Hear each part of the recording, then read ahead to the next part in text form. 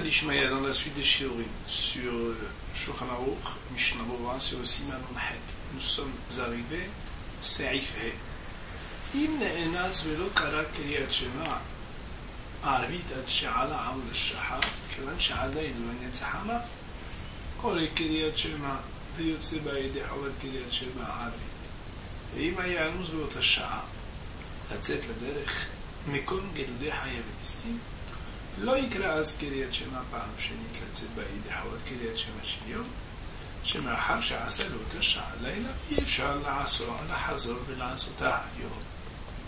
Disons selon Seif du Shulchan Aruch. Im ne'enas, s'il était dans un cas de force majeure, Velo kara kriyat shema arvit, et il n'a pas pu lire la lecture de Kriyat Shema du soir, ad sha'ala amud hashahar, jusqu'à ce que l'aube soit déjà arrivée. Kevan sha'adain lo netzahama, puisque, c'est-à-dire, tant que le netz, c'est-à-dire le lever du soleil n'a pas commencé, kore kriyat shema, il aura le droit de lire le Kriyat Shema,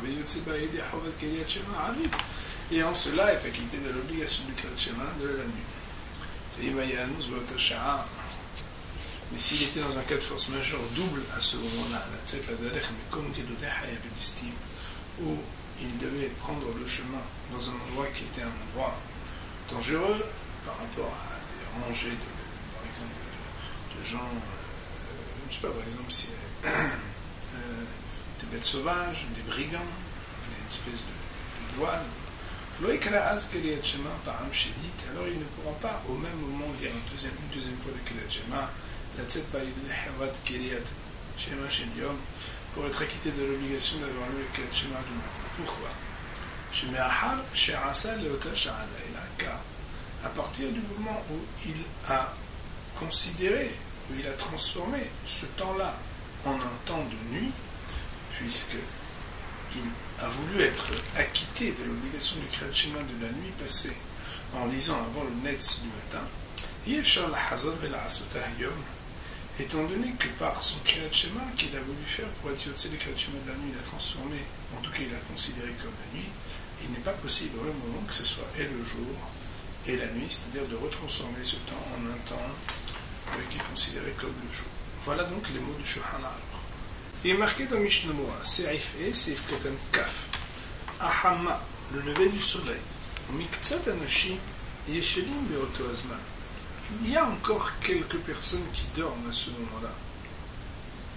La reine, c'est pourquoi Bishat Adehak, dans un cas qui n'est pas large, un cas compliqué, un cas difficile, Karin Albe Gamken Ubshuchbecha, on peut profiter de ce qui est encore une appellation justifiée de dire que c'est à ton coucher. Mais dans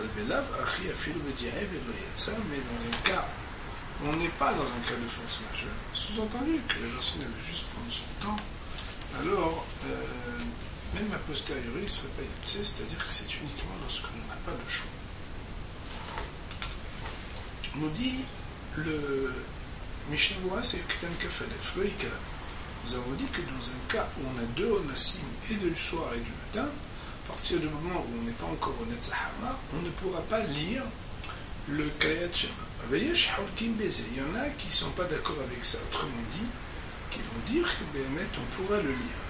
Ayen Elia Rabba, au Babiur Agron. Il faudra regarder le commentaire et du Elia Rabba et du Biur Agra.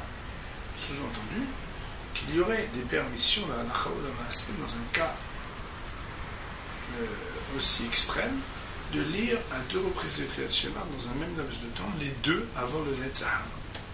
Il ressortirait que, d'après le mot de Mishnah Berurah, pour les Ashkenazim, étant donné que le Rabba et le Biur Agro permettrait donc de le lire, qu'on pourrait rien dire à quelqu'un qui voudrait lire le Kriyat Shema, c'est-à-dire qu'il aurait lu deux Kriyat Shema entre Arot HaShahar et le Netzahama.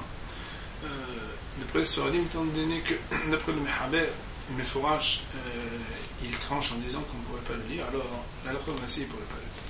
Petite remarque très intéressante qui est ramenée ici dans le Kaf Haim. Kaf Haim, il nous dit que même si Shulchan Aruch, il a tranché qu'on peut dire le Kriyat Shema de la nuit même si le jour s'est déjà levé, tant que le soleil n'est pas levé.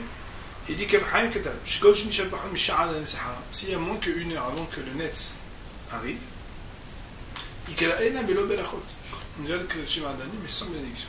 Et ça fait le chot laquelle, parce que ça fait le chot laquelle, et que même dans un cas pareil, il considère qu'on s'appelle Safek Berachot.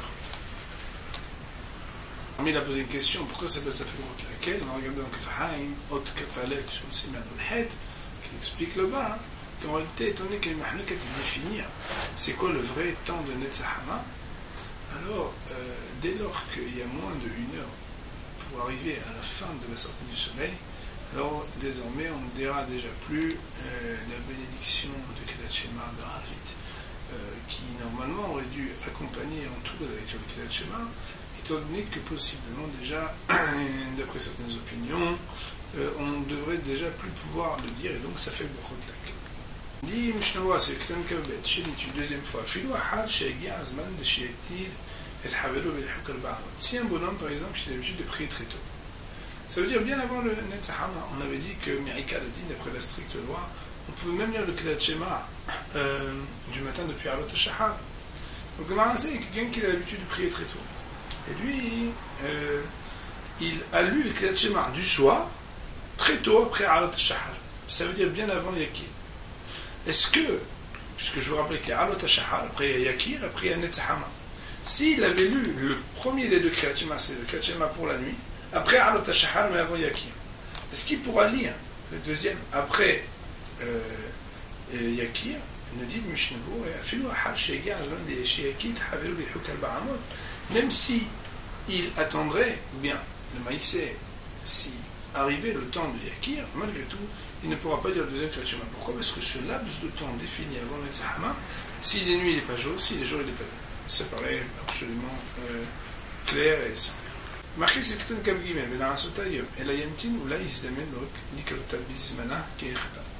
Et donc il attendra de dire que peut-être, Béhémet, il se présentera à l'occasion de lire en son temps, comme il aurait dû le faire. Autrement dit, ce que tu es certain de pouvoir accomplir maintenant, fais-le.